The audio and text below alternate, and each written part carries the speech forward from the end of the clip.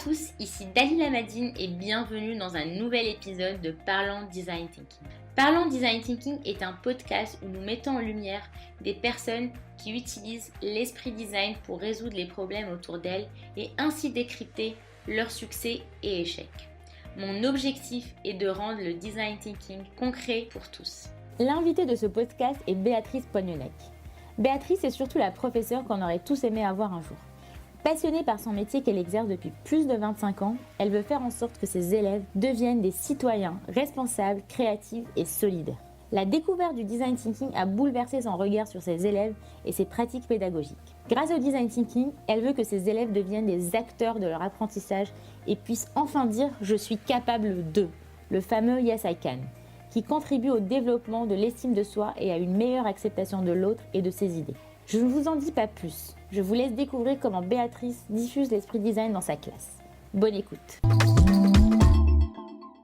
Alors, le design thinking dans la classe, je vais vous parler des expérimentations de deux projets. Un projet court, un projet long.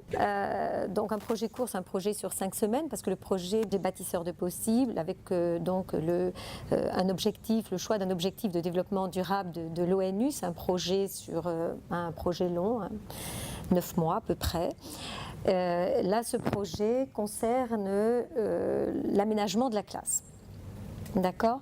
Donc chaque année, je propose donc depuis 4 ans maintenant une problématique aux élèves. Là, c'est moi qui propose la problématique.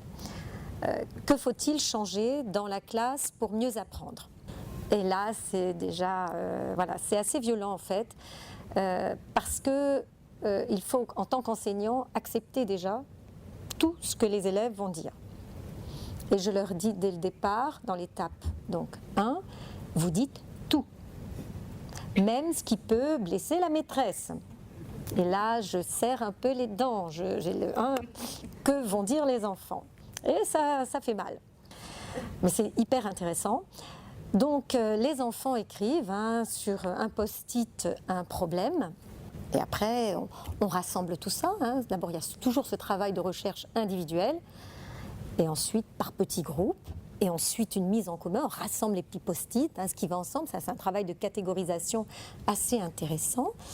On rassemble les post-it par groupe, on écoute donc le problème de chacun, donc les enfants sont habitués donc à écouter l'autre, à accepter qu'il n'ait pas la même idée que lui, c'est aussi un grand apprentissage de cette démarche. Et parmi ces petits post-it quand même, lors de la mise en commun, on entend « je m'ennuie en classe, maîtresse ». Waouh, je m'en étais pas aperçue. On s'en aperçoit pas tout le temps, parce qu'on parle souvent beaucoup en tant qu'enseignant, on n'écoute pas assez les élèves, on les laisse pas assez parler. Enfin, je ne les laisse pas assez parler. Et puis, maîtresse, il y a trop de chaises, il y a trop de tables dans ta classe. Ça a été, il y a 4 ans, donc ce premier projet. Et là, je me suis dit, où va-t-on ? D'accord, alors il y a trop de chaises, il y a trop de tables, il y a trop d'affiches. Alors, on va essayer de... Qu'est-ce qu'il faut faire ? Que faut-il changer alors pour mieux apprendre ? D'accord ? Et là, on passe donc au choix. Il va falloir choisir une solution. Qu'est-ce qu'on fait ? Et toujours, l'enseignante, c'est ça qui est intéressant, fait un pas de côté. Parce que souvent, on est tenté de donner la réponse à la place de l'élève, puis on se dit que des élèves de CE1 sont-ils capables de donner une réponse, de proposer un aménagement de classe ? Eh bien oui, ils le sont. Franchement, ça a été une révélation pour moi. Alors, les enfants donc, ont pensé, donc ont travaillé par petits groupes, on fait eux-mêmes, moi j'appelle ça les patates, vous faites des patates, vous écrivez, vous jetez vos idées sur les affiches. Et ça a été, encore une fois, pour moi, presque révolutionnaire. On veut un endroit pour dormir, pour se reposer, un endroit pour parler. L'endroit pour se reposer est revenu assez souvent, c'est dire que les journées de classe sont quand même assez longues pour les enfants. On a envie d'un endroit pour danser. Alors après, il y avait plein d'autres propositions des élèves, un endroit pour faire des expérimentations aussi. D'accord ? Et il passe à la réalisation de la solution. En réalisation, d'abord, il y a un prototype. Donc les enfants font des maquettes, on fait des maquettes dans la classe. Alors je ne parle pas de la journée d'innovation où ils sont allés, ils ont été accompagnés par l'équipe de SynLab quand même, d'accord. Donc ils ont été très inspirés par toutes les propositions de l'équipe. Il y avait quand même 4 personnes avec eux. Et ils font des maquettes pour préparer pour présenter donc leur classe de rêve. Donc au terme de ce travail, donc ils réalisent en fait donc leur classe de rêve. C'est eux qui ont tout aménagé. Je n'ai rien fait. Je les ai laissés faire. Ça a été un moment fantastique. C'était une journée entière, voilà, où ils ont tout fait et ils ont mis en place donc leur coin relaxation, leur coin informatique, leur coin donc expérimentation, coin documentaire et leur coin créativité. Donc pour le coin créativité, à titre la petite anecdote, donc je leur avais préparé des fiches. Et puis, donc voilà, pour la créativité, des petites fiches, faire des cartes animées. Et puis je vais voir le petit groupe et puis ils me font pas du tout ce que j'ai fait, ce que je leur avais donné. Alors je dis, mais enfin les enfants, c'est pas ce que je vous avais demandé. Alors il me dit, mais maîtresse, c'est le coin créativité. Nous, on a envie de faire un jeu de société. Et je me suis dit, là, Béatrice, tu es en train de... Ils ont raison. Non mais c'est génial, ils ont tout compris. Donc j'ai dit, écoutez, bravo les enfants, vous avez entièrement raison. Donc voilà, donc je les ai laissés poursuivre. Alors partager ensuite l'expérience avec Katharina en Chine, puisqu'on est allé en Chine présenter le projet devant tous les enseignants, enfin tous les acteurs éducatifs qui mettaient en place cette démarche de projet, n'est-ce pas ? Design for Change, tous les continents. Donc ça a été un grand moment de partage, de rencontre aussi. Donc là, c'est un grand projet. C'est l'autre projet que je fais donc, chaque année. Donc cette année, je vais l'expérimenter avec mes 32 CP. Je ne sais pas ce que ça va donner. Mais je vais me lancer parce que je pense que ça va fonctionner. C'est une organisation. On va mettre ça en place petit à petit. Donc, les projets qui ont été faits. Le premier projet a été... Comment favoriser le retour des insectes? Donc les enfants avaient ciblé, avaient été touchés par le problème de la pollution. C'est vraiment un problème qui les touche énormément. Chaque année, c'est le thème qui ressort, qui domine. Donc pour résoudre ce problème, trouver une réponse à ce problème, les enfants ont imaginé construire un hôtel à insectes. Donc ce qui est intéressant aussi dans ce travail-là, c'est qu'on fait à la fois et des mathématiques et des arts visuels.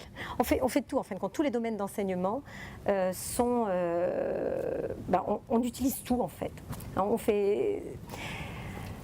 Et c'est ça que les enseignants aussi craignent quand on veut développer cette démarche, quand on leur propose la démarche bâtisseur de possible. Ils disent, mais oui, mais avec les programmes, comment est-ce qu'on va faire? On n'a pas le temps. Alors j'ai dit, si, justement, parce que là, c'est pluridisciplinaire. On touche à tout, en fait. On fait de tout et ça a du sens. Donc, dans ce projet, dans la construction de cet hôtel à insectes, on a eu comme partenaire la commune. Les enfants se sont rendus compte qu'on ne pouvait pas travailler seul, qu'on avait besoin d'une aide. Et donc les services de la commune sont venus nous aider dans la classe. Alors ce qui a été intéressant dans ce premier projet bâtisseur de possibles, c'est j'ai vu des élèves se révéler. En particulier, un élève qui était en grosse difficulté dans la classe, qui avait un regard sur lui-même qui était vraiment catastrophique, donc il se sentait nul. Et là, il a vu qu'il était capable d'eux, qu'il était écouté par les autres. Et ça a été important. Donc, il s'est senti capable. Donc, il y a eu ce regard sur lui-même et les autres aussi qui ont porté ce regard positif sur lui. Donc, ça a été un grand moment aussi. Un autre projet que les élèves ont monté, c'est comment sensibiliser petits et grands au danger de la pollution. Et là, ils ont réalisé un jeu coopératif, d'accord, là on l'a partagé au niveau, lors de la kermesse avec les parents. On a essayé aussi de le faire connaître sur les réseaux, d'accord. On a fait des SOS pour qu'ils soient traduits dans toutes les langues, mais ça a été un petit peu difficile. Ceci dit, on continue encore à jouer à ce jeu-là. Ensuite, c'était l'année dernière, comment aider petits et grands à avoir des gestes citoyens. Donc les élèves ont réalisé des panneaux qui ont été installés sur les bords de la Seine et dans les parcs de la commune. Ça a été un très grand travail. Donc toujours pareil, il y a toujours la même démarche, on pourra en reparler aussi. Ça a été un travail donc à la fois, donc là on voit d'art visuel, un travail en étude de la langue, mais c'est vrai on fait, c'est pluridisciplinaire, donc c'est assez intéressant.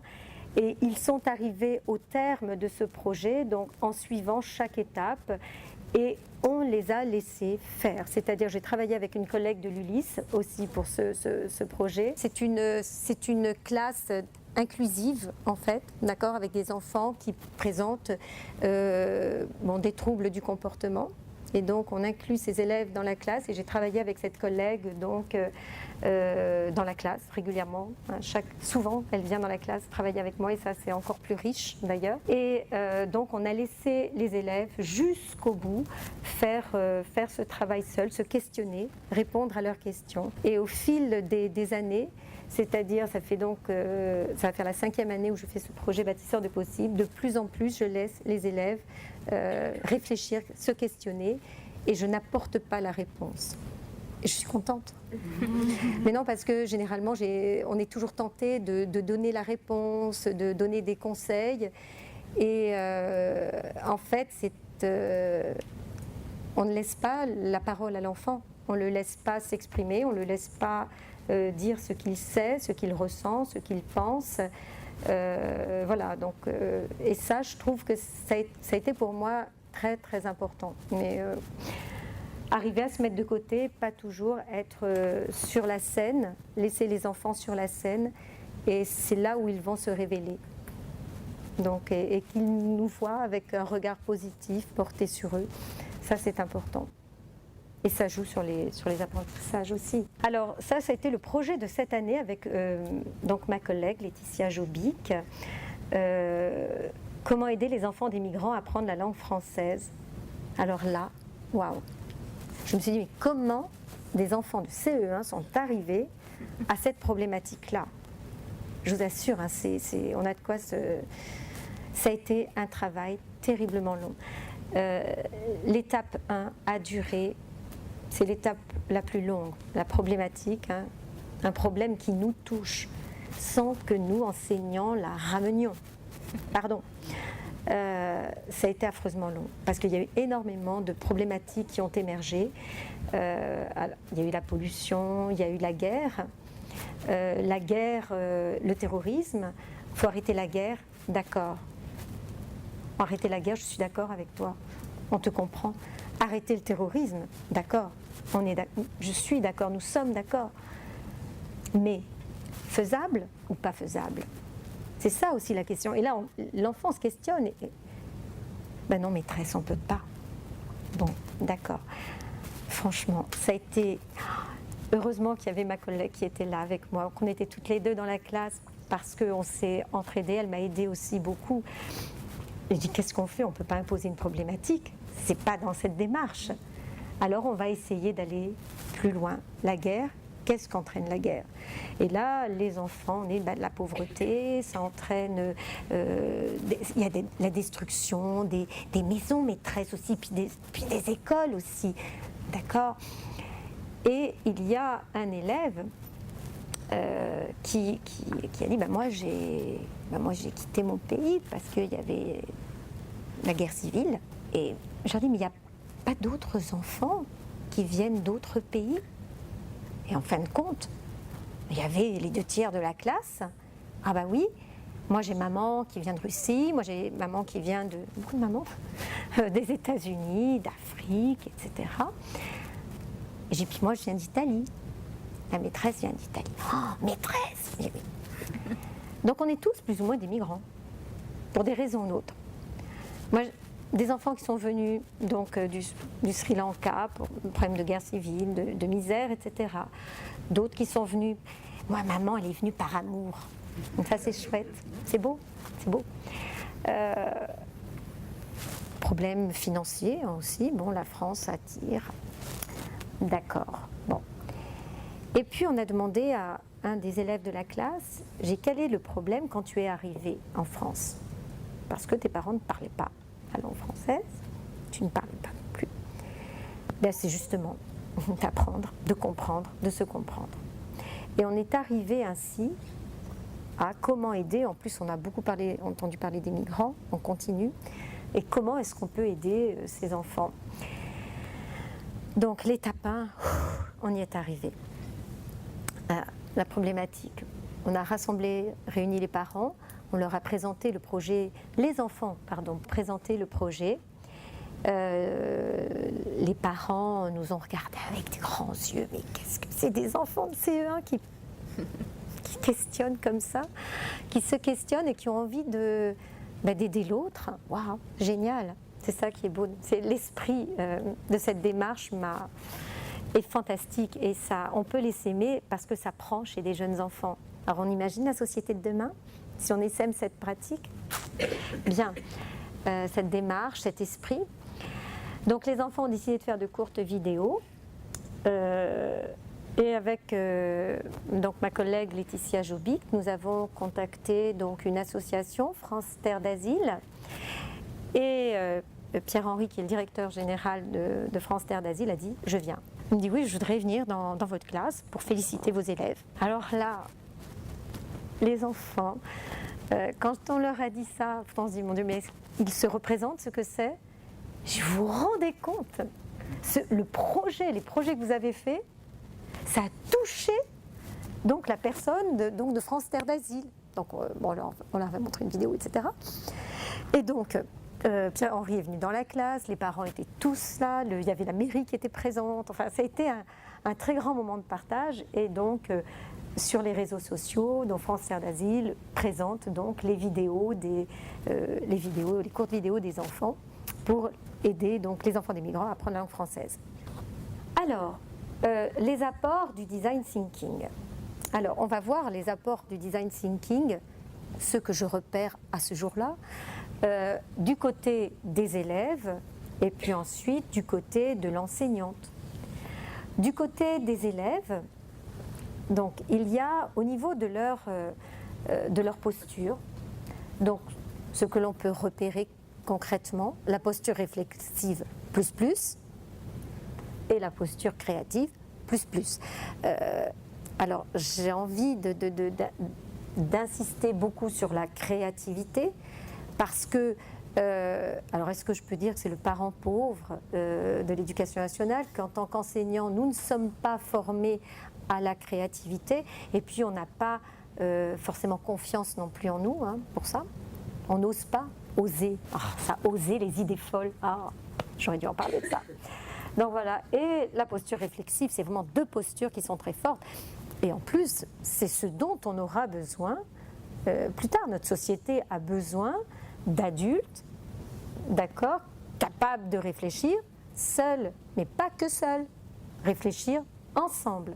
Et c'est ce qui se passe là dans la classe, on leur apprend. C'est dur, bien sûr que c'est difficile, ô combien, mais ça marche, d'accord? Et puis, donc la créativité, alors il faut être humble au niveau de cette créativité, mais les enfants, la créativité, comme l'innovation, c'est pas tout changer, c'est avec ce que l'on a, et c'est ce qui peut peut-être faire peur. Je ne sais pas ce que je pense, à certains enseignants, le terme d'innovation, de créativité, etc. Non, on part de ce que l'on a et ensemble, qu'est-ce qu'on peut changer en fait? C'est pas rejeter tout, non, on a de bonnes choses, mais est-ce qu'on peut les repenser, les réinventer quelque part? Donc, au niveau des élèves, il y a la confiance en soi aussi qui se développe, ça c'est important, l'estime de soi, c'est important. Il est certain que ça passe par le regard de l'adulte sur l'enfant, le regard positif. Sincèrement, et ce ne sont pas que des mots, mais ce n'est pas que le regard de l'adulte sur l'enfant, c'est aussi le regard des enfants entre eux. Ça joue aussi. Et l'esprit coopératif, on le démarre, on travaille là-dessus dès l'étape 0, qu'on ne voit pas, mais qu'on travaille en amont et qui va être le fil conducteur de toute une année. Travailler un climat serein, de classe, etc. Pour l'enseignante, alors, des postures plus souples.